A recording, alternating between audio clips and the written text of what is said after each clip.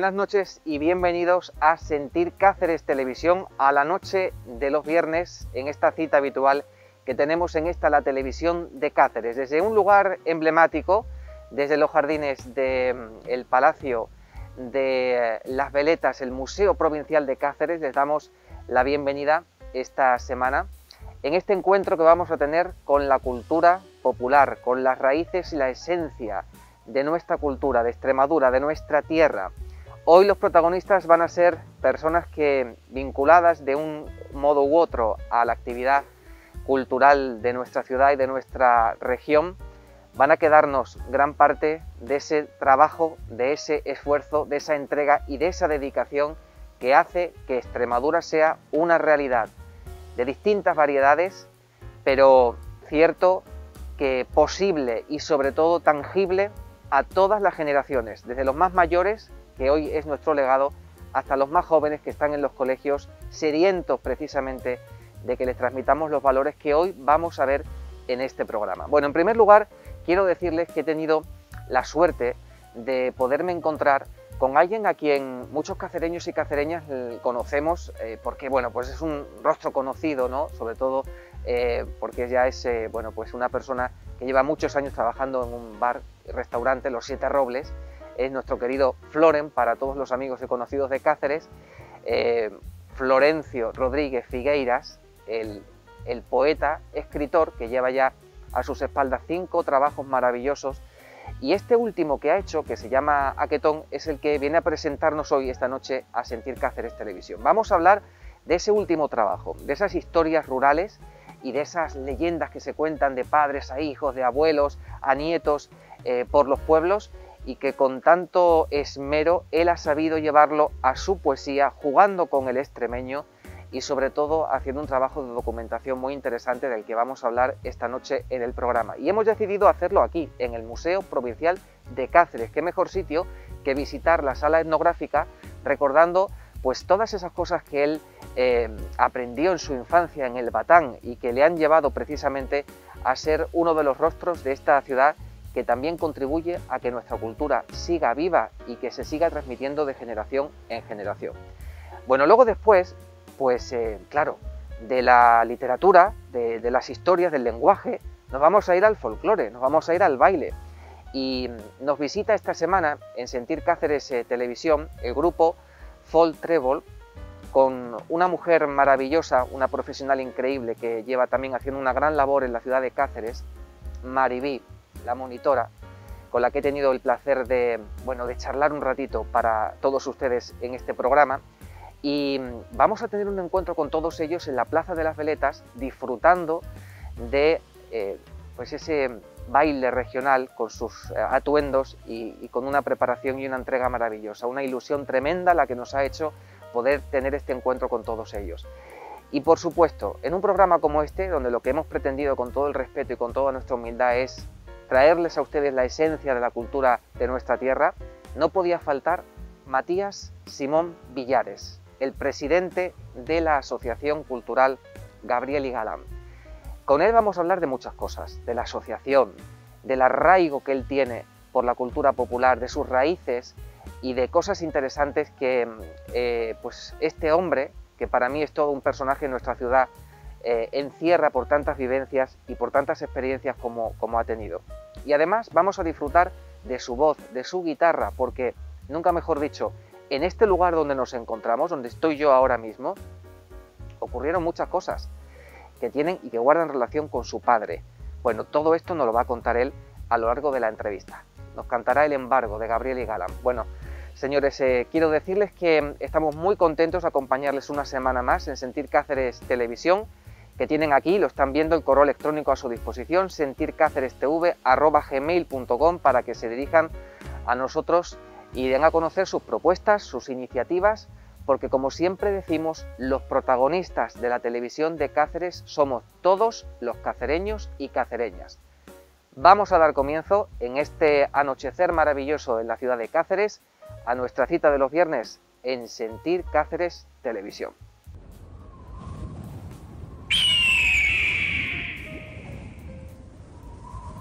Llevo años recorriendo esta tierra. miles de kilómetros a mis espaldas, adentrándome por bosques y veredas, pateando caminos y carreteras, vadeando pantanos, ríos, charcas, atravesando cerros, dehesas y montañas, y a cada paso que doy no dejo de sorprenderme. Conservo cientos de imágenes en mi retina de esta tierra, a veces tan desconocida, que si me acompañas te mostraré una parte de ella que ha quedado para siempre en mis entrañas.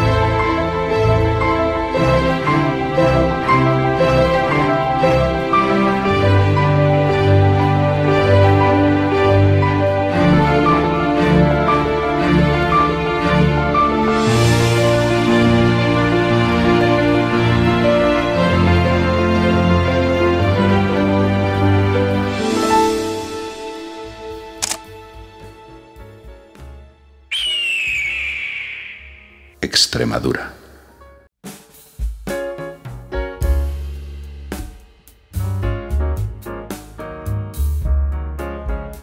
Pues desde la Plaza de las Veletas, a mis espaldas, el Museo Provincial de Cáceres. Nos encontramos para presentar este libro maravilloso, Aquetón, con su autor, Floren. Muy buenas, ¿cómo estás? Muy bien, aquí estamos esta tarde, un poquito fresca, pero está bien. Pues muchísimas gracias por compartir con nosotros tu tiempo, con los espectadores de Sentir Cáceres Televisión.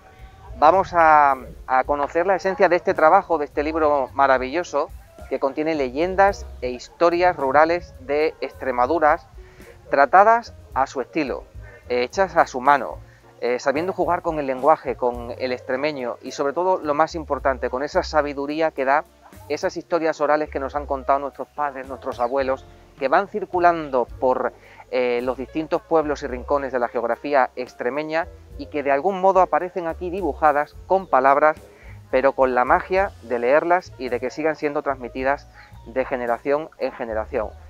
Y antes de hablar de todas estas cosas maravillosas que encierra este libro y de, bueno, pues de pasear también por los rincones de este museo que nos ayudará a recordar todo lo que aquí has querido reflejar, vamos a conocer un poco a ese Floren, que muchos cacereños dirán, bueno, si es que Floren, el de los 7 robles de la Mejostilla, efectivamente, su profesión es camarero en ese pues ya legendario bar-restaurante de la ciudad de Cáceres. Y lo que no tengo yo tan claro es que mucha gente de la que nos está viendo ahora sepa cosas como, por ejemplo, que tú naciste en Bilbao, pero que toda tu infancia fue en el Batán, ¿no? Sí, bueno, los extremeños dicen que nacemos donde queremos y yo nací en Bilbao porque mis padres trabajaban entonces allí, mis padres han sido inmigrantes muchos años y por un problema de salud de mi hermana nos vinimos al Batán, a Extremadura. Mi padre es extremeño, claro, y allí fue donde pasé los mejores años de mi vida porque hay unos años en la infancia que no se olvidan nunca.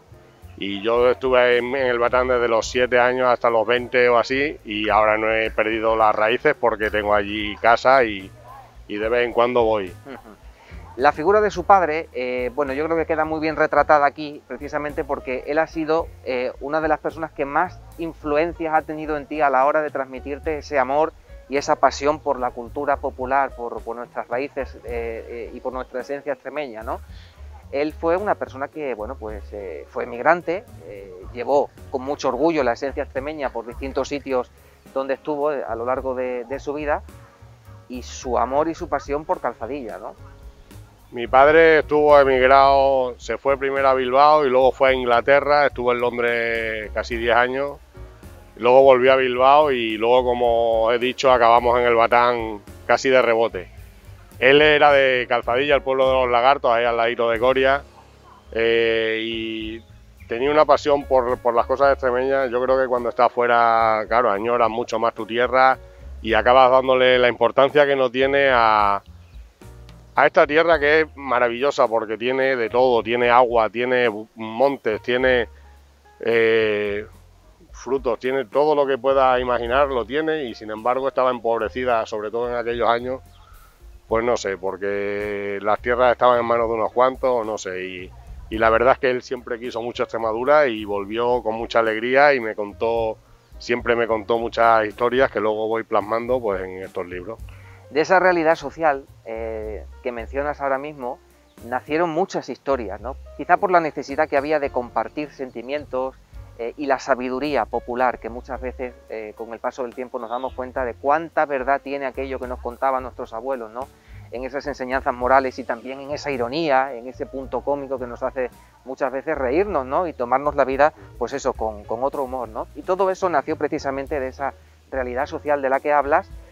Este es tu tercer trabajo, después de haber hecho 2, donde haces lo que más te gusta, que es jugar con el extremeño. Es mi tercer trabajo en extremeño. En libros tengo 5, porque tengo otro en castellano y otro que me atreví con el gallego. Mi madre es gallega y me atreví con el gallego. El extremeño yo creo que es una filosofía de vida, por eso no le doy un final nunca trágico a las cosas, porque los extremeños tienen mucha filosofía de vida, tienen una manera de vivir estoica que le hace mirar el lado positivo de las cosas, por la dureza quizás de esta tierra, por la dureza de la vida aquí, y entonces el estar en el Batán, que había muchas familias desplazadas, todas desplazadas, de cada una de un pueblo, cada una con una cultura, cada una con una historia, te hace analizar quizás las cosas que ahora vas viendo, por ejemplo, en el bar o otra gente te cuenta, las analizas de una manera mucho más compleja, yo creo que la vas sacando lo bueno de las cosas y las vas plasmando luego en lo que escribes.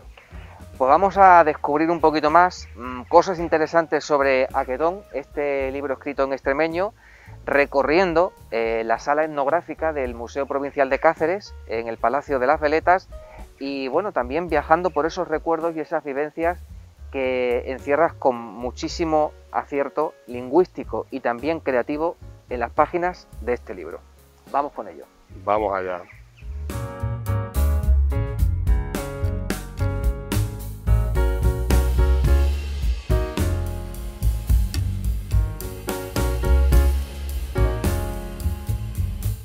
Pues ya hemos llegado, Floren, a la sala etnográfica del Museo Provincial de Cáceres y nos hemos puesto en este rincón precisamente porque a él le ha traído muchos recuerdos, ¿no? Este rincón donde, como van a ver luego después, nos evoca mucho pues todo esto de las herrerías en nuestra tierra, en Extremadura, y luego tenemos allá un telar que guarda estrecha relación con tu pueblo, del que hemos hablado anteriormente, ¿no? Floren, del Batán. Sí, el Batán, su nombre... como las calles son de torero, creo que se lo pusieron por el barrio del Batán de Madrid, que era donde se enterraban los toros antes de ir a las ventas. Pero abajo en el río había un batán, que era un molino de agua que se dedicaba a los telares para compactar las telas y tal, y hay gente que dice que el nombre le viene de ese molino, no le venía de... Bueno, aquí nos ha traído Aquetón, como decíamos anteriormente, este libro fantástico lleno de leyendas, de historias rurales de Extremadura, con ese sabor y esa identidad propia.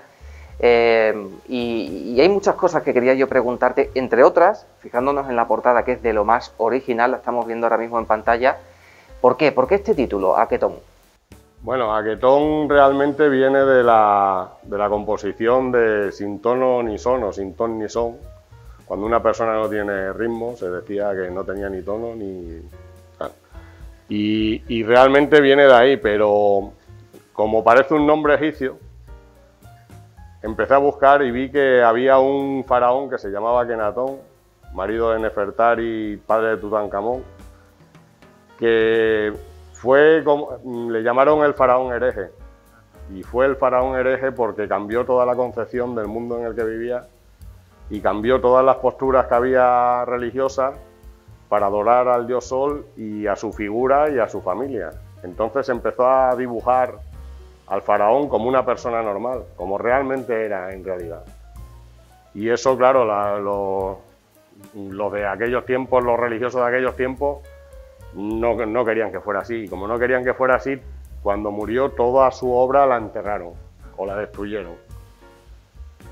Hay un sentido, digamos, como una moraleja de toda esta historia, y es que al enterrarla hizo que se conservara hasta nuestra época intacta prácticamente.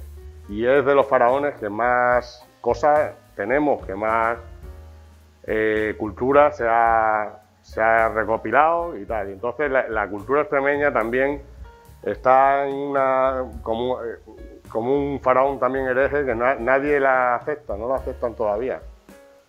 No sé si es por los nacionalismos que existen en otros sitios, no sé a qué se debe, pero no se acepta la cultura extremeña y hay mucha gente que la destierra, la entierra.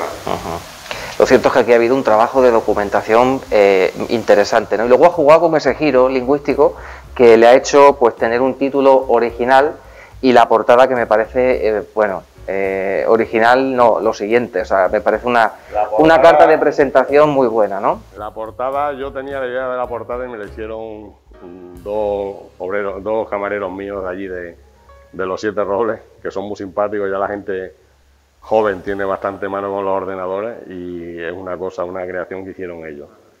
Hablabas antes de la cultura extremeña, ¿no? Y me ha parecido entenderte, también lo he leído aquí en la introducción del libro, muy denostada a lo largo de la historia, sobre todo también por los escritores ya del siglo de oro, Quevedo, Góngora, bueno, retrataban un poco y hacían referencias al extremeño de una forma un poco despectiva, ¿no? Y creándose ya desde entonces estereotipos del extremeño como bueno, haciéndonos de menos, ¿no? Por así decirlo. Se han creado siempre estereotipos de los extremeños y hay una cosa curiosa en este tema y es la palabra paleto.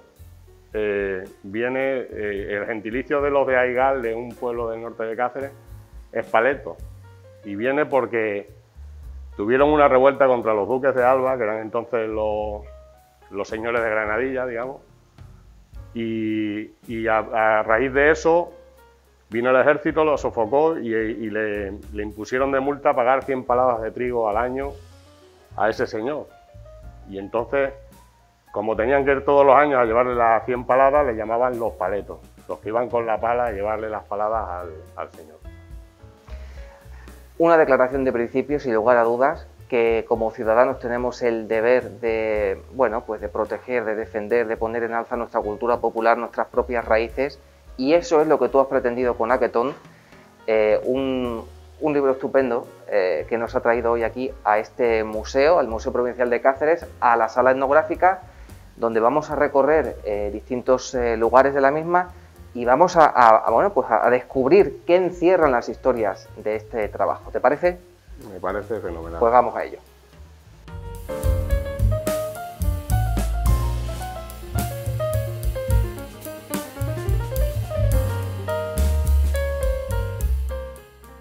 Bueno, hemos llegado a esta sala de la parte etnográfica del museo, donde encontramos esta barca que también guarda mucha relación con historias y leyendas rurales de Extremadura que se encuentran aquí escritas en extremeño.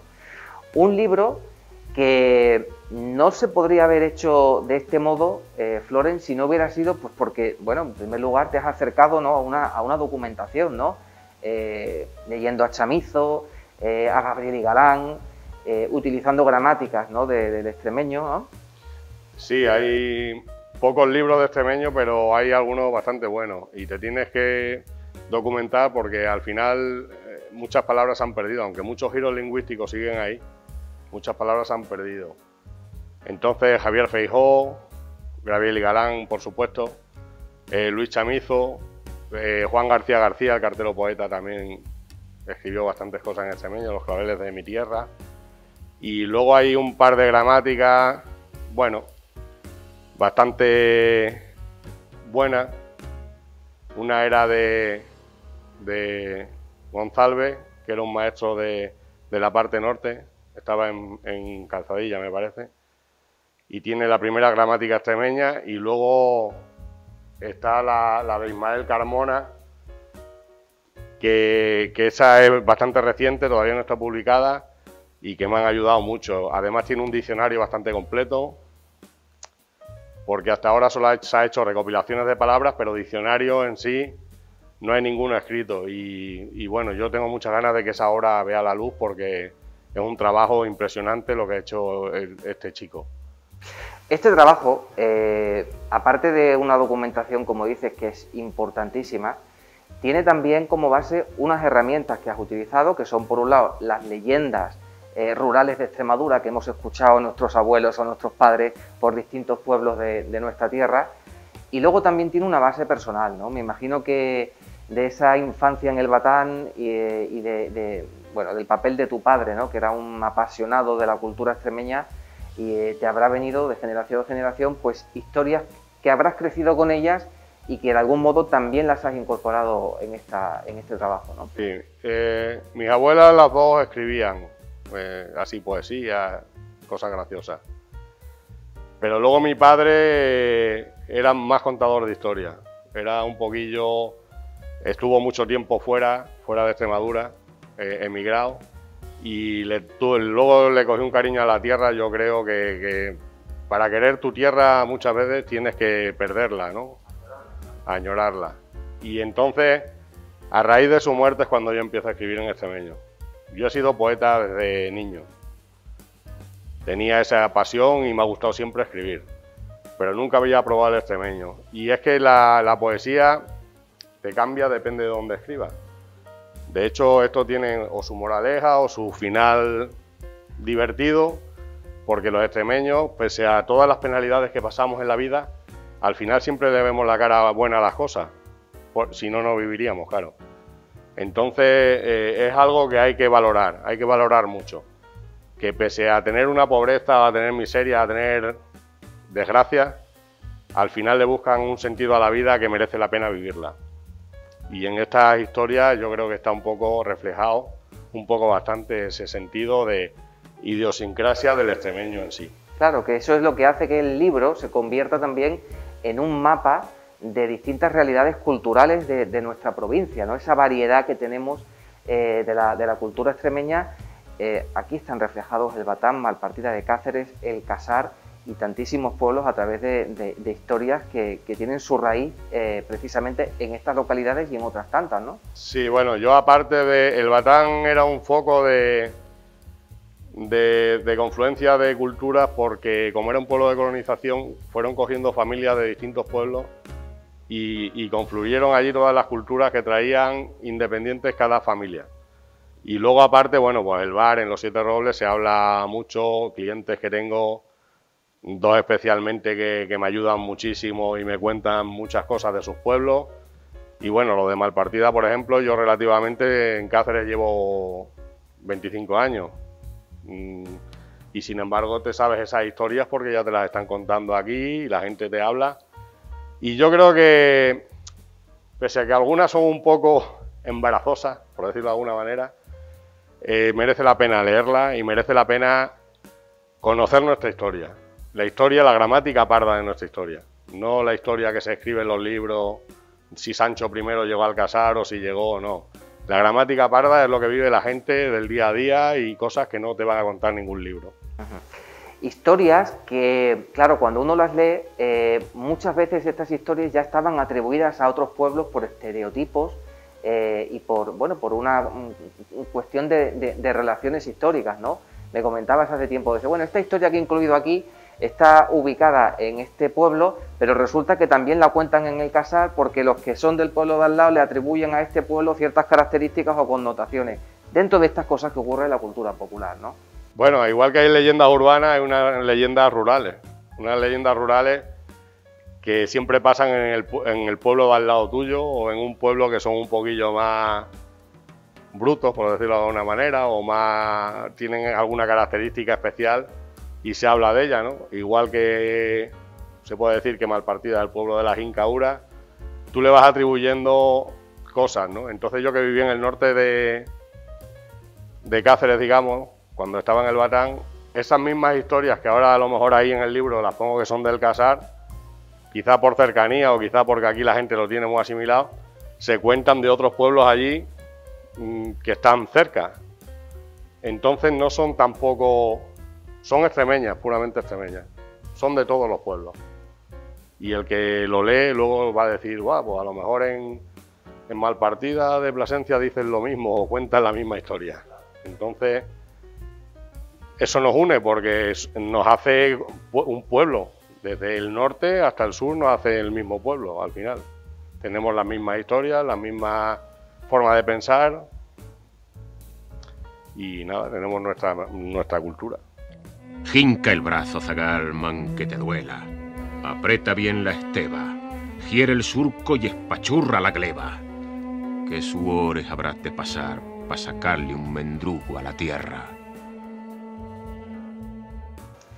Pues ya hemos llegado a esta otra sala, esta otra parte de la sala etnográfica, que es la de la agricultura, y me comentabas cosas curiosas, ¿no?, acerca de precisamente esto que tenemos aquí, Floren. Sí, bueno, estos son utensilios del campo que se utilizaban para trillar y para recoger el trigo y los granos y tal.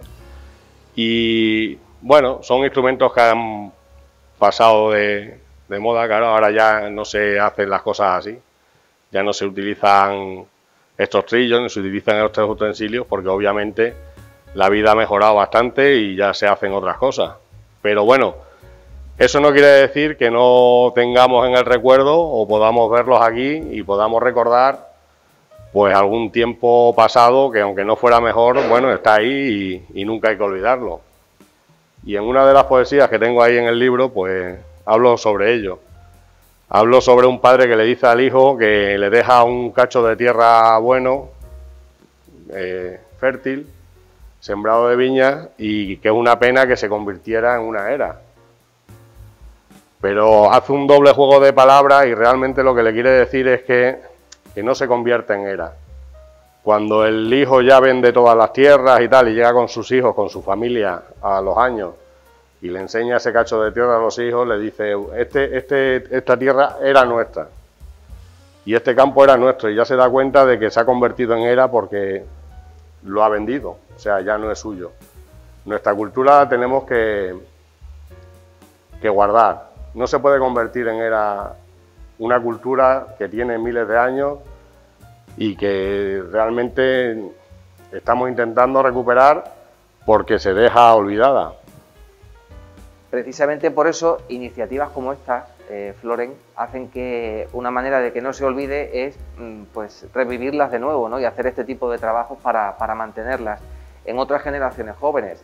Hablas, por ejemplo, de la importancia del lenguaje del extremeño, ¿no? Y tú aquí, fíjate, es una de las cosas curiosas, que cuando uno lee estas historias que tratan sobre pues los temas que tradicionalmente los abuelos nos han ido contando, ¿no?, en nuestros pueblos, entre ellos la herencia, como esa que hacía referencia antes, me ha parecido curioso ese extremeño aquí reflejado, cómo tú has trabajado el lenguaje en estas historias, ¿no?, para hacerlo entendible, porque claro, una de las cosas que tenemos cuando abres un libro de esto y empiezas a leerlo, que no estamos acostumbrados, muy familiarizados a ello, ¿no?, es que lo lees y lo entiendes, porque tú has utilizado unos mecanismos y has hecho del lenguaje ahí pues una herramienta con estrategias que nos permiten entenderlo bien, ¿no? Sí, yo estoy intentando escribir el lenguaje como se habla, directamente. Los expertos, digamos, entre comillas, porque no hay ninguna regla establecida por norma, no hay ninguna regla establecida que digan esto va a ser así, va a ser así. Y entonces eso te da juego para que tú puedas escribir las cosas entendibles, que la gente cuando lo lea quizás hasta lo siente porque lo está viviendo, ¿no? Y es importante también leerlo en voz alta porque te da el sonido de tu voz, de tu casa, de cuando se habla o te hablaba tu abuelo, de cuando incluso si alguna cosa no te cuadra, cambiarla a tu gusto con tu deje, con tu manera de hablar o como tú quieras. Con la esencia del habla que cada uno tiene de su tierra, ¿no? De su comarca, de su pueblo, claro. Entonces yo utilizo algunas cosas como apostrofar, por ejemplo, las palabras que unas con otras y tal, para darle un poquillo más de entendimiento, para que sepa de dónde viene la palabra, si viene de un verbo. Eso es una cosa que también utiliza Feijóo, por ejemplo. Y me parece, de momento, por lo menos hasta que no haya una normativa ni la gente tenga una noción de lo que es el extremeño, es lo más adecuado. Lo más adecuado es llegar al lector y que no se pierdan y hacer cosas nuevas, incluso meter palabras, no voy a decir nuevas, pero palabras que se pueden adaptar del castellano antiguo, de hacer pequeños giros. Hacer pequeños giros lingüísticos y rellenar huecos que ahora no sabemos cómo los va a rellenar si se hiciera una Real Academia Extremeña. Entonces, bueno, lo que tienes que llegar es al lector y hacer cosas nuevas es importantísimo para seguir alimentando la cultura, porque la cultura no solo vive de lo que se hizo hace 200 años, la cultura vive del día a día y es arte, es un arte que se va desarrollando y se van escribiendo cosas nuevas. Algunos escribirán a los árboles y otros rescatarán historias de tu tierra y otros harán, yo qué sé, lo que ellos quieran, pero el caso es que se hable. Claro. Por eso tú apuntas siempre a que el extremeño no sea, una lengua de una dimensión cerrada, sino que esté abierta a la creación y a la incorporación de un nuevo léxico, ¿no? Yo creo que el extremeño, aparte de la incorporación de un nuevo léxico, debería de... No hablo de meter en las escuelas de extremeño, pero sí, si hay extraescolares, ir a leerla a los chavales, explicarles de qué va un poco el tema, que es su cultura al fin y al cabo, y no desterrarlo como si fuera un nacionalismo. Es que esto no es un nacionalismo, esto es cultura. No hay que, por eso vamos a ser ni independentistas, ni... Es cultura, y es nuestra cultura. Y a mí me duele mucho que mientras que otras regiones están defendiendo su cultura, nosotros nunca defendemos nuestra cultura. Es muy complicado. Y ves a la gente, bueno, hay muchas veces que la defiende más la gente que vive fuera, extremeños que están fuera, que los propios extremeños que están aquí. No te quiero decir con eso que te miren mal, porque la gente agradece, cuando le escribes agradece estas cosas, pero hay una dejadez por parte de todas las instituciones que es importante. Pues contra la dejadez, iniciativas como estas. Vamos a seguir viendo la sala y desgranamos un poquito más lo que está aquí escrito. ¿Te parece? Me parece. Venga. Ya se oyen las campanas, parece que doblan a muerto. Van a enterrar el castú, el habla de nuestro pueblo. Ahora parecemos señoritos, hablando de esto y de aquello, con palabras muy bonitas que ninguno entendemos. Palabras que nunca hubiesen hablado los nuestros. Que si habla no se lleva, que si asina no se dice eso. Ya no decimos higuera, ni higo, ni zacho, ni liendro. Tampoco decimos hacha, ni hoci, ni tan siquiera en los sueños. Pobrecitos los castús, pobres de los extremeños, que perdieron sus raíces y todo por un habla nuevo. ¡Ay! Si levantaran la cabeza las mujeres y los hombres que forjaron esta tierra, morirían de vergüenza, sin entenderles ti habla. ¿Acaso ellos dirían que esta tierra no es mi tierra? ¿O nos quedamos más pobres por perder hasta la lengua? Pobrecitos los castús, pobres de los extremeños, conquistaron otras tierras, tuvieron pintor y famoso, y escribieron las leyendas. Al recorrer los caminos andando de siega en siega, cantaron las alabanzas de Salamanca hasta Huelva, de Portugal a La Mancha y asina en España entera. Nos quedamos sin los higos y también sin las higueras, por no saber no sabemos ni siquiera nuestra lengua.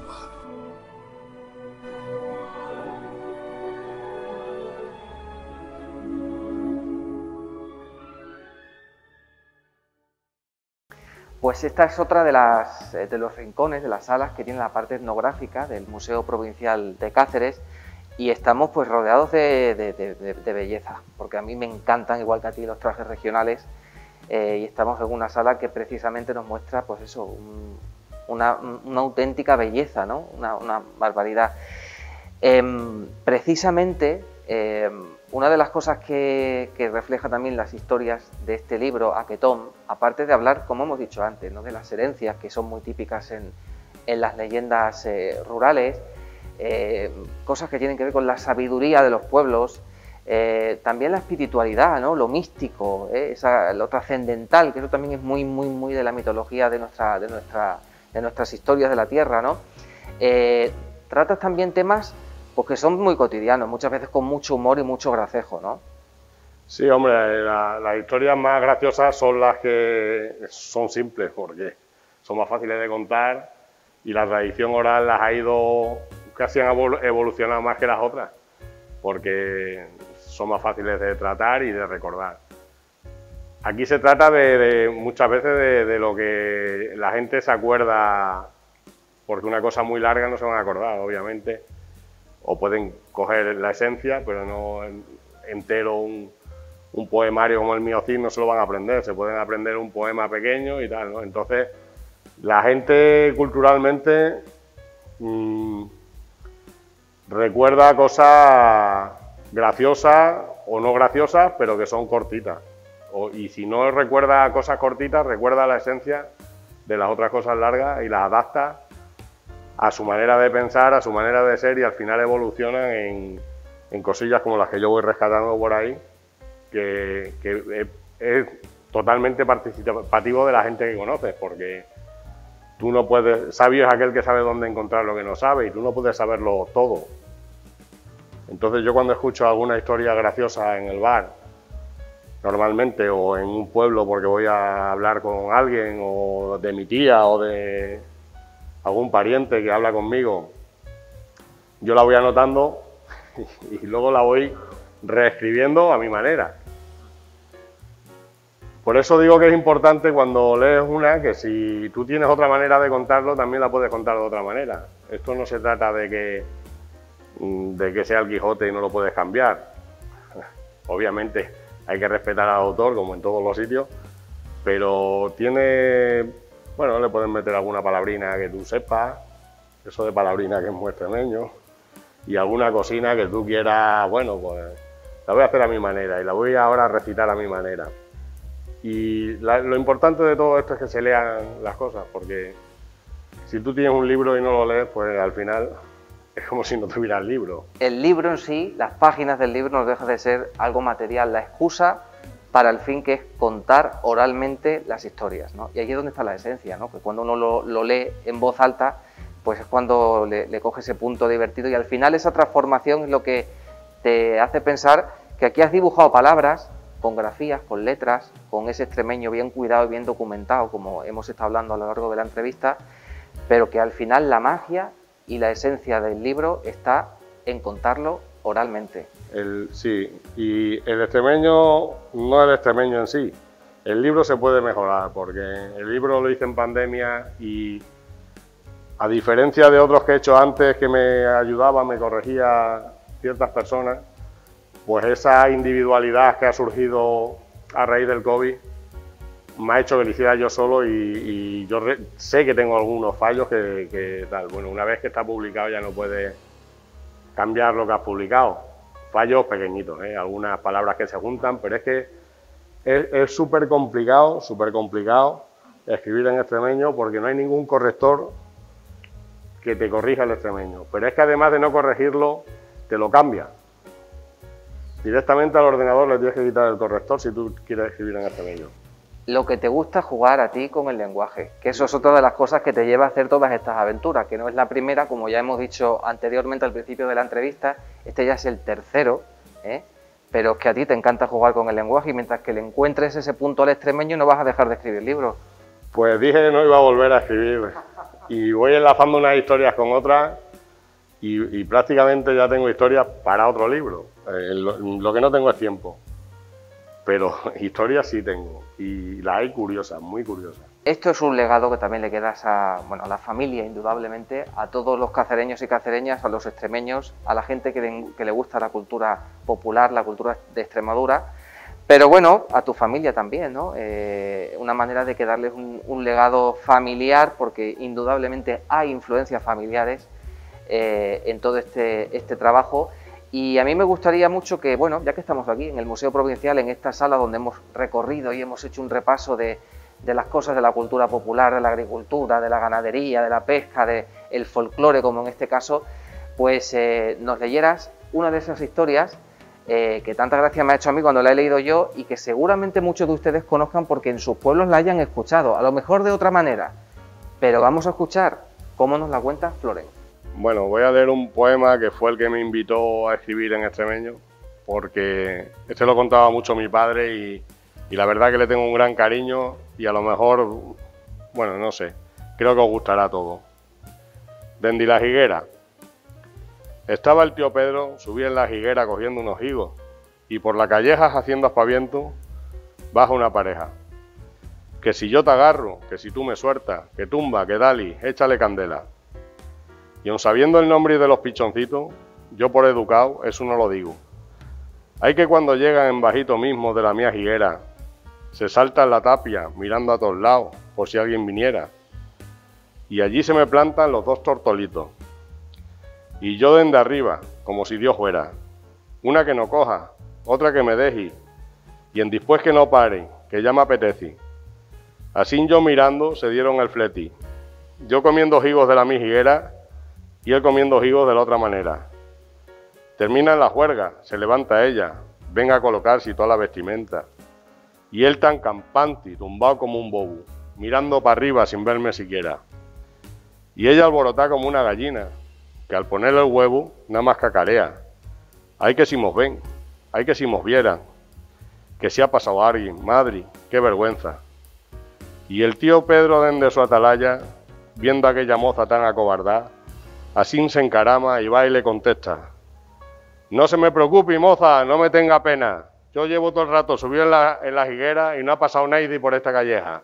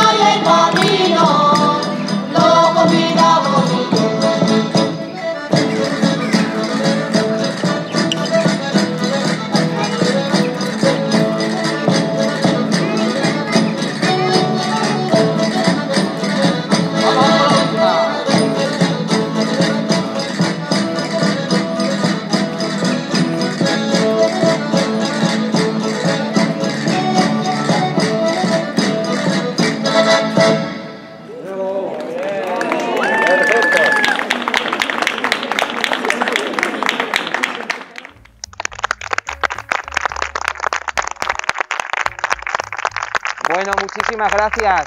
Enhorabuena, enhorabuena a todas. Muchísimas gracias. Muchas gracias a todas por haber venido y a todos por estar aquí en esta Plaza de las Veletas en Cáceres, en Sentir Cáceres Televisión. Mariby Bernal, muchísimas gracias. ¿Cómo estás? Muy bien, cansada ahora, pero bien, muy bien. Bueno, en primer lugar, enhorabuena. Yo creo que es la enhorabuena de todos los cacereños y cacereñas que durante tanto tiempo han disfrutado en la actividad cultural de nuestra ciudad, de la labor que hacéis tan bonita de mantener vivas, que de eso va precisamente el programa que hacemos, de mantener viva la cultura popular y la esencia, ¿no?, de las raíces de nuestra tierra, ¿no? Nuestras raíces, en efecto, nuestras raíces que no deberían perderse nunca. Nunca. Una ciudad, un pueblo sin raíces no es nada. Son nuestras raíces, nuestros antepasados, nos lo han ido pasando de generación en generación, con lo cual no hay que perderlo. Hay que tener algo que todo el mundo, el que no lo sepa, pueda aprenderlo y el que lo sepa pueda seguir en ello.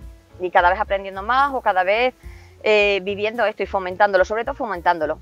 Esto de fomentar y de disfrutar de la cultura popular que no tiene edad, porque no hay una edad para hacer esto que hace este grupo fantástico de Folk Trébol, que lleva ya muchos años, como decimos, en la actividad cultural de Cáceres. Los hemos visto en San Blas hace muy poco tiempo, los hemos visto en romerías, en certámenes, en muchas cosas. Siempre estáis ahí poniendo ese toque del folclore de Extremadura. Siempre, donde nos llaman, lo mismo ya sea en Gran Teatro para la Gala del Mayor, ya sea en Cánovas porque hay algunas festividades que se celebran en Cánovas, en los colegios para fomentar a nuestros niños, que nuestros niños aprendan y vean lo que es lo nuestro, en las residencias de mayores, de los que nos sentimos muy orgullosos de poder ir por todas las residencias de mayores alegrando a nuestros mayores, que solo con ver moverse los trajes y escuchar la música, es que para ellos eso es todo, es recordar sus raíces, su juventud. Entonces nosotros, como grupo sin ánimo de lucro, todo eso lo hacemos pues, de aquella manera y que siga, por favor. Y poniendo mucho empeño y mucha ilusión, como digo, no tiene edad, esto es el trabajo de la entrega y el tiempo de todas estas personas que están aquí, maravillosas, haciendo un trabajo precioso por la ciudad de Cáceres y por la cultura. Y luego, claro, es que reconocer también la labor de la monitora. Gracias. Una labor maravillosa, se merece un aplauso, claro que sí. Gracias. Bueno, ¿cuántos años, Mariby, cuántos años llevamos ya haciendo un papelazo impresionante de monitora de este grupo folclórico? ¿Cuántos años llevas? Como monitora estoy desde el 2017. Antes fui alumna y antes, bueno, pues por diversos sitios. Yo empecé en el redoble, en mi juventud. Bueno, empecé mucho más jovencita en un barrio donde las monjas nos enseñaban, entré en el redoble y luego, bueno, pues llega un tiempo en que eres joven, parece que se pierde un poco y vuelves otra vez a tus raíces. Entré como alumna y llegó un momento en que cogí yo las riendas del grupo, me presenté, salí en las licitaciones y bueno, ahí desde el año 2017 hasta que ha llegado la pandemia, de repente se paró todo, volvimos y nos dimos cuenta que ya nuestro taller no estaba, que nuestro ayuntamiento había decidido quitar el folclore. No sabemos por qué, pero desde entonces ahí estamos. El taller de bailes regionales lleva funcionando 20 años, más de 20 años en la Universidad Popular. Desde algunas de las personas que están aquí que ya estaban desde entonces, algunas llevan 15, 16, 17 años, hasta las que llevan unos meses que acaban de entrar. Esto ya es tu familia prácticamente, una segunda familia. Es una segunda maravillosa. Familia. Aquí tengo segundas madres, hermanas, aquí tengo de todo. Bueno, me gustaría hablar con alguna de vosotras, si sois tan amables. Muy buenas. Pasa por aquí, le dejamos el micrófono. Mira. Pues estamos con Marisol y Mari, dos integrantes que también llevan pues un tiempo aquí, ¿no?, en el grupo. Desde el 2004. Ajá. Yo un poquito menos, pero como veis ya peinamos canas. Llevamos ya muchos años. Bueno, con mucha ilusión, Sobre todo eso. dedicando gran parte de vuestro tiempo a esto, Sí, ¿no? pues sí, por supuesto. Porque hay ensayos, me imagino. Ensayamos 3 días a la semana y algún viernes que nos castiga aquí la profe también. Y vamos a perfeccionar un poquito, porque ya somos mayorcitas y nos cuesta. Ajá. Pero en las Hermanitas de los Pobres hemos estado muchas veces, muchas, actuando. Ajá. Y en otras cosas, pero con ellos, con los mayores. Hemos hecho cosas con los mayores, ellos actuaban también. Nosotros nos metíamos y ellos tomaban parte. Y ahora que nos están viendo en Cáceres, a través de Sentir Cáceres Televisión, yo quería saber cuando uno hace todas estas cosas, ¿qué recompensa tiene a nivel personal? Porque lo hacéis por algo, esto tiene que enganchar, esto tiene que tener algo que... Somos muy egoístas y nos lo pasamos muy bien, se nos quitan todos los dolores, nos reímos muchísimo y aparte del egoísmo, como dice Mari, Una satisfacción. mezclamos a todo el mundo con nosotros, de todas las edades, con lo cual estamos Qué muy bonito. contentas. Qué bonito, ¿no? Porque también las chicas más jóvenes aprenden estas cosas de las personas que ya Claro. tienen, que pertenecen a otra generación y que Total, inculcáis, total, ¿no? total. Ese cariño y esa pasión Sí. por la cultura, ¿no? Hombre, con los niños también actuamos mucho, Ujú. los enseñamos, sí, en los colegios. Ujú. Qué bonito, ¿no? También por los coles y enseñar a los niños pues que las raíces y la cultura Por popular favor, que no se pierdan. es algo que no se puede No, perder. No, de ninguna manera. Es algo que no se puede. Pues oye, encantado de conoceras. Igualmente, muchísimas gracias a todas y a todos Gracias. por haber venido. Ha sido un Gracias a placer vosotros. recibiros en la Plaza de las Veletas en Cáceres y bueno, Mariví, encantado de haber compartido este tiempo con todos vosotros. Enhorabuena de parte de todos los cacereños y cacereñas que disfrutamos de vuestro trabajo en tantísimos sitios como os vemos, romerías, actos culturales y eventos. Un llamamiento a las instituciones para que sigan apostando por este taller en la Universidad Popular, que es muy importante que se siga apostando por este tipo de proyectos y os deseo a todas salud y sobre todo a ti enhorabuena. Muchísimas gracias. Gracias a todos. Gracias.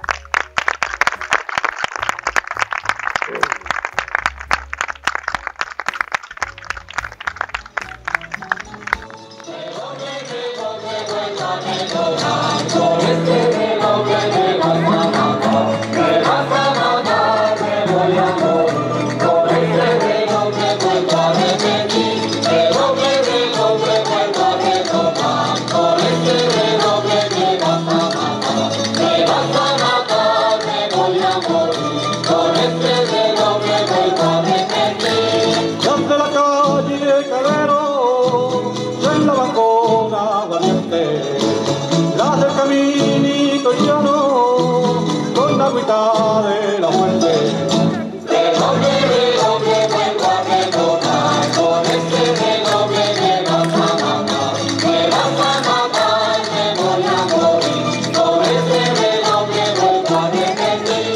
Los señores de Levita se mueren por la de moño, por eso la señorita se la llevan los demonios.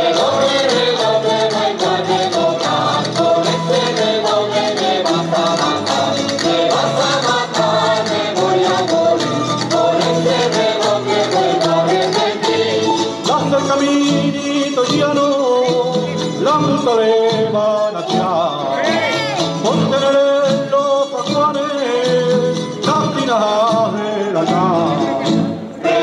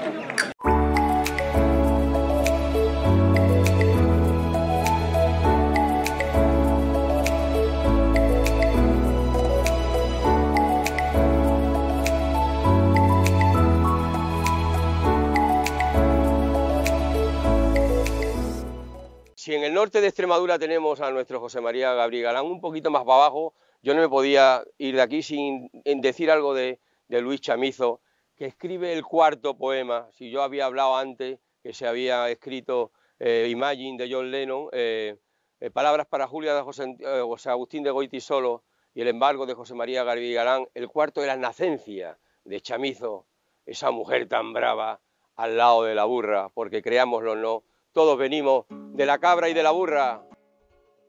Y vamos dando juntos en la burra por el camino nuevo. mi mujer malita suspirando y gimiendo, bruñó los recios nubarrones pardos y la luz del cielo se agachó, encerró y las hartas collas de los árboles de un color de naranja se tiñeron. ¿Cómo se quejaba ella?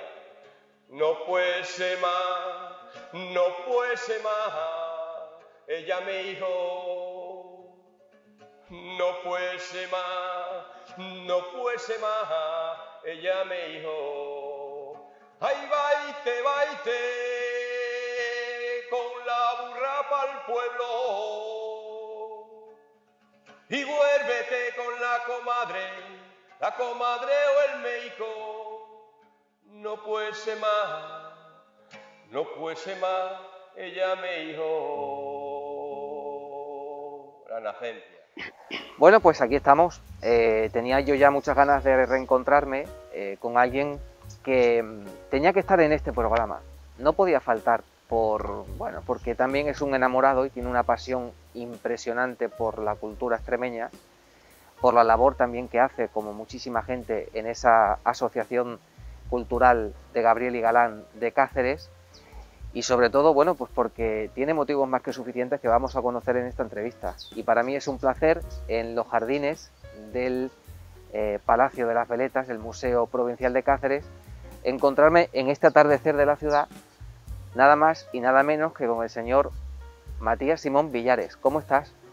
Pues estoy, como diría mi amigo el de los morancos, para comerme. Pues con la que está cayendo, pues sí, no podemos estar más conformes, ¿no? Los que manejamos la poesía, que es el lenguaje cósmico, tenemos no solo el derecho, sino el deber de intentar animar a las personas. Para eso son las palabras. Primero las palabras y después los hechos, o viceversa. La primera vez que yo hablé con Matías fue hace ya, pues quizá hace 10 años o más de 10 años. Yo estaba en una radio de un entorno rural, de un pueblo maravilloso, Montehermoso, y hacíamos un programa en aquella época donde homenajeábamos a la gente del pueblo y de la comarca del Valle del Alagón, por la labor que hacían a nivel familiar, social, cultural. Venían gente de todas las edades, también gente joven, porque la gente joven es muy importante, sobre todo ahora, en esto que llaman, que a mí me entristece mucho, no sé a ti, esto de la Extremadura vaciada, que me da pena que la gente joven se vaya de Extremadura y no se les rindan todos los recursos para seguir viviendo aquí, ¿no? Pero bueno, de eso vamos a hablar después. En aquella época yo hacía ese programa, como te digo, y teníamos como invitado a un hombre entrañable que nos ha dejado hace algún tiempo, Angelete de Pescueza. Ángel, sí, Ángel. Y entonces él entró por teléfono como invitado para dar una sorpresa a Angelete, porque Angelete era pues otra pieza clave y fundamental en esa asociación cultural de Gabriel y Galán. Es uno de los pilares silenciosos. Las casas se asientan sobre pilares pétreos, pero hay lo que se llama la intangibilidad del alma, la intangibilidad del espíritu, que sostiene nuestra alma. El alma es la nostalgia de muchísimas cosas, de los recuerdos. Los únicos vagos que en España hay son los potentados. Y así se lo has dicho, pues trae esa mano y no desespere. No hay más que robarlo, a dar de comer a esos desgraciados cuando pan te piden y no puedes dárselo. Que si ellos lo tienen, porque lo han robado, y el que a un ladrón roba está perdonado. ¿Y sabes lo que yo noté en aquel programa? A través de la energía y del entusiasmo de Angelete, cuando me recitó el embargo y me contaba toda esta experiencia de cuando venía a Cáceres en enero, ¿no? A ese homenaje que le rinden a nuestro escritor en la estatua que está en Cánova, como todos sabemos, me di cuenta de que la poesía y el legado literario que ha dejado ese gran escritor ha unido a muchas personas, os ha unido a muchas personas y ha creado unas vinculaciones no solamente culturales, sino personales, y unos lazos increíbles. Ten en cuenta que entendiendo en el contexto la poesía de José María Gabriel Galán, él dio entrada y voz a la cultura a muchísima gente que no sabía leer, y otros le leían, como decía mi padre, a la luz mortecina del candil. Un día me dice mi hija, Carolina, que ya es mayor, tiene 38 años, en torno a la estatua. Y la estatua, como llevamos tanto tiempo, pues todo, pues uno puede hablar ya en plan anecdótico. Y decía, papá, ¿y ese señor por qué se sabe las poesías tan largas? Y digo, pregúntaselo a él. Muy fácil, cada verso él tenía ovejas. Y cada verso empezaba con una consonante o una vocal del nombre de las ovejas. Y me hacía gracia como al paso de los años, él iba vendiendo las ovejas y cuando venía Cáceres iba acortando las poesías hasta que ya vendió las ovejas y se compró vaca. Y cuando se compró la vaca, que tenía 25, era aún más corto. Digo, Ángel, hijo, hay que echar ovejas otra vez, o cabra. Fíjate, fue la asociación de ideas para él mismo, pero había aprendido de su maestro que entonces iban a clase cuando dejaban al campo.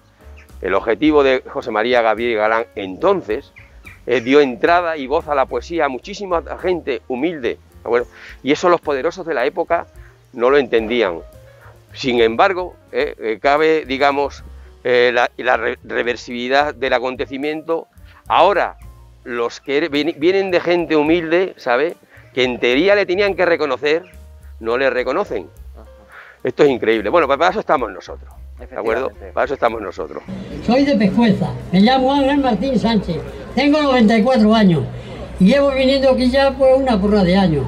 Os voy a recitar una poesía, compañera de esta, por recitarla a esta señorita, que se titula Adiós, de Gabriel y Galán. Dice así: con el alma entristecida por infinito dolor, dejo esta tierra querida, donde se queda mi vida presa en la red de tu amor. Yo vine a este patrio suelo con el corazón ansioso y el alma llena de anhelo, y dejo este suelo hermoso con amargo desconsuelo. Si quieres prueba mejor que este firmísimo amor, más grande que nunca hoy, pídeme prueba mayor que esta prueba que te doy. Y si te olvidas de mí cuando me ausente de aquí, recuerda al menos, bien mío, las largas tardes de estío que aquí pasé junto a ti. Que yo donde quiera que con penas o alegría me lleve mi suerte fiera, conservaré siempre entera las memorias de estos días. Yo cantaré tu hermosura, mientras con sus rayos rojos alegren tu frente pura, ese sol de Extremadura, radiante como tus ojos. Nosotros. Bueno, desde luego la labor que hacéis yo creo que indiscutiblemente es una labor importantísima, porque no solamente revivimos, ¿no?, la cultura, sino que además la transmitís por los colegios a los niños directamente, claro. Hacéis certámenes de premios literarios. Mira, el concurso de poesía escolar, todos los que estamos aquí, cuando estábamos en la clase, si venía alguien de fuera a romper el tedio del acto literario, del acto de la enseñanza, nos poníamos súper contentos. Yo entré en clase con Pepe Extremadura, entré en clase con José Antonio Labordeta, y aquello en Madrid o aquí, y los chicos, ese acto no se le olvida. Todo lo que aprende uno en la infancia le proyecta hacia el futuro. Son los momentos esponjas. Nosotros junto con César Martín hacíamos muchas cosas en el aula, pero para nosotros y para ellos, porque sabíamos que si sembrábamos en la edad escolar, eso iba a mantener un poco la luz mortecina esa del candil hasta que ha aprendido. Por ejemplo, me hacía gracia, por ejemplo, un chico que ganó el concurso de poesía escolar, que era de Valdesalor, que vivía en el campo, hizo una poesía a la guerra de Irán, ¿de acuerdo? Pues con el tiempo este chaval ahora es comandante. O sea, lo enfocó su vida, o sea, y muchísimo. Y además, los niños salen del colegio, leen el poema al aire libre, y lo más importante, está acompañado de sus profesores, de sus familiares, de sus amigos, y ese día el abuelo saca la cartera y a comer todos juntos, porque un abuelo ver allí a su hijo allí o a su hija recitar poemas de Gabriel Galán al aire y con un frío como las cabras al aire, que te dé el viento en el bezo, como componía José María Gabriel Galán, que el embargo, él siempre escribía debajo de la encina, siempre. La voz de ese muchacho que nostalgia otros tiempos te estremece. Ya nadie ya se acuerda cuando rompieron la tierra, cuando se expropió un camino de plata, de sonrisas y lágrimas, arrancado a mi montaña. Ya nadie ya se acuerda de aquellos carros y carretas que bajaban robles mutilados para tallar traviesas de la Sierra de Segura. Ay, cómo los bajaron al tren del Valle del Ambrós, le han tapado su voz. Pues y ahora que hace referencia a los abuelos y a los padres, no me cabe la menor duda que hay una influencia también muy importante generacional, ¿no? En esta pasión que tú tienes por la cultura extremeña. Hombre, eso es fundamental, ¿eh? La familia que hay que defenderla, ¿sabes? Y ahora mismo, pero para defenderla, no solo económicamente, ahora, ¿quién sostiene a la familia? Ahora los abuelos, pero ese golpe cultural, sobre todo, como decía y cuando estaba ahí entrevistando, pues a la luz del hogar, de la lumbre. Ahora no hay lumbre ni hogar, pero hay un sillón y eso es fundamental. Bueno, si hay un abuelo que lea poema a un nieto paseando, eso es, vamos, el mayor acto de vida que uno puede tener en la vida, o un padre. Pues sí, el tronco, el alma de la literatura es la familia. Eso, en ese sentido que digo yo, intangible, en ese sentido de moralidad. Bueno. El destino te ha traído aquí a nuestra televisión, pues sí, a Sentir Cáceres con todos los cacereños y cacereñas, y además a este lugar, el Palacio de las Veletas, que también guarda una relación con tu padre. Sí. Entonces, bueno, ya sabéis que, por si no lo saben, os lo cuento a los cacereños, que la parte antigua como tal se le debe a un alcalde, hay que reconocerlo, independientemente de la época en la que se viva. Se llamaba Bustamante. Bustamante, en la década de los 60, era el delegado nacional de arqueología y mi padre alcalde de Segura de Toro. El templo sagrado de los Betones, la montaña sagrada.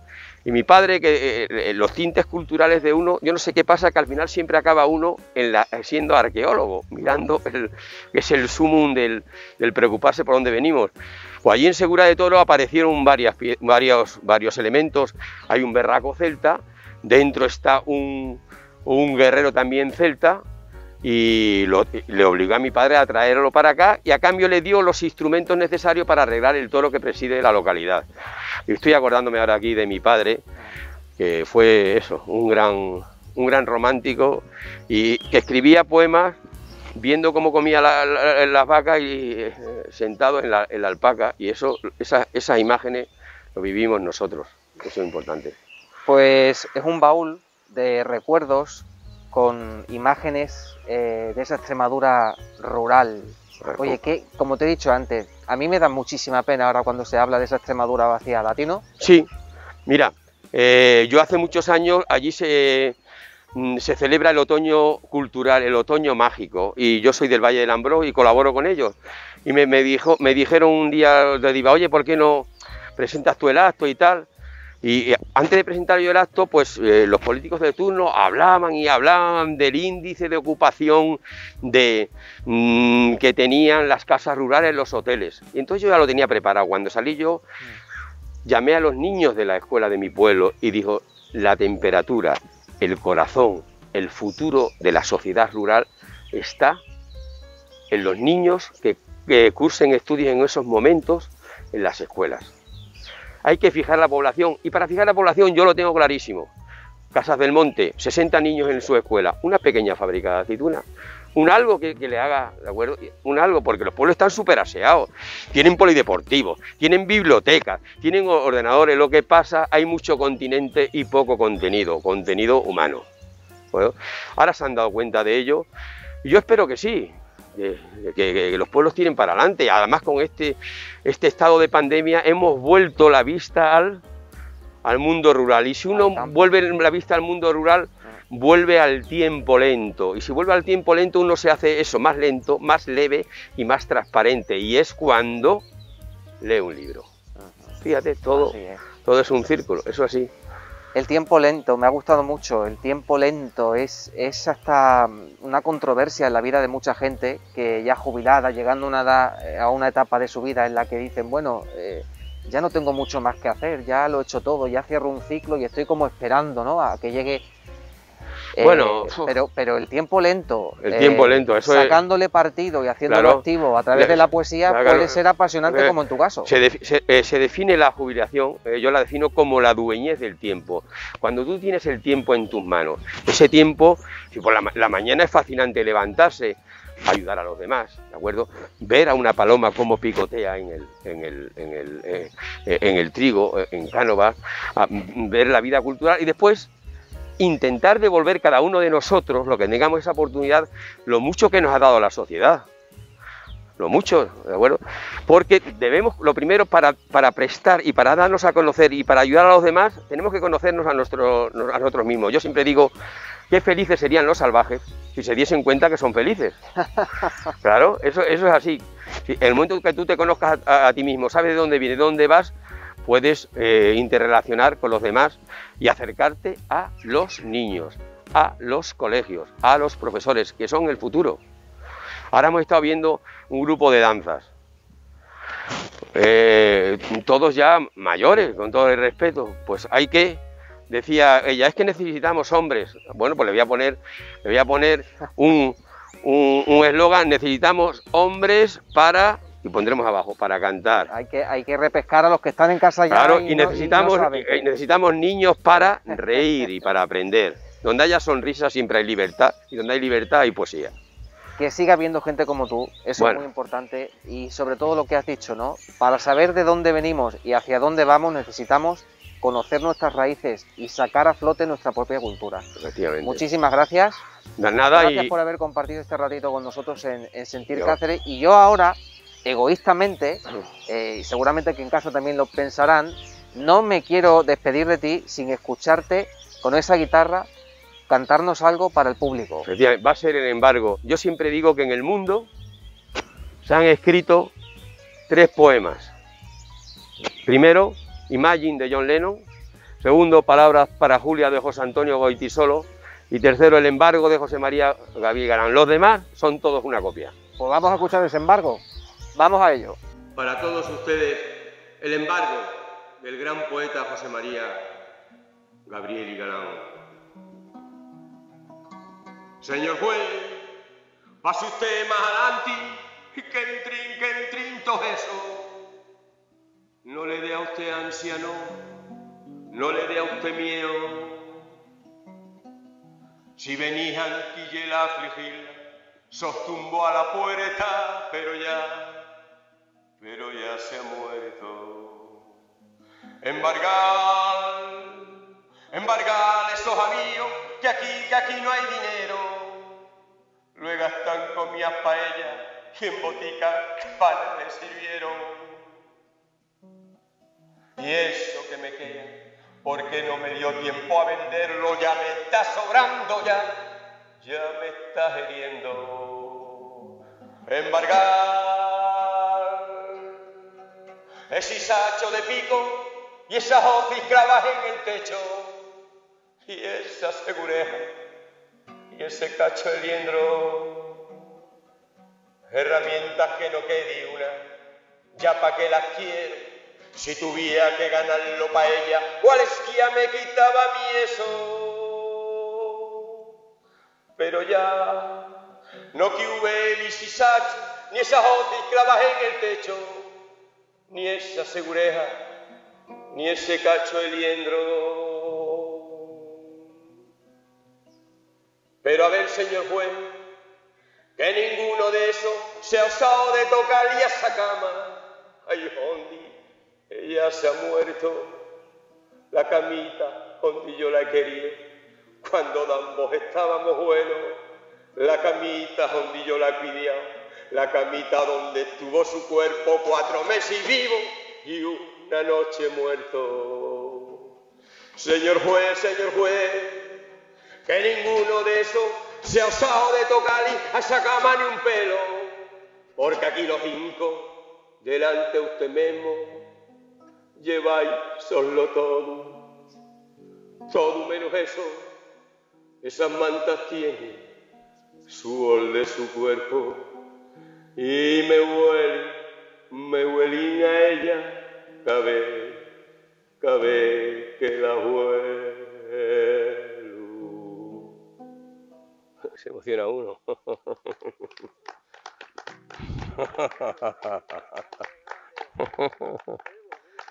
Yo creo que sí. La fuerza.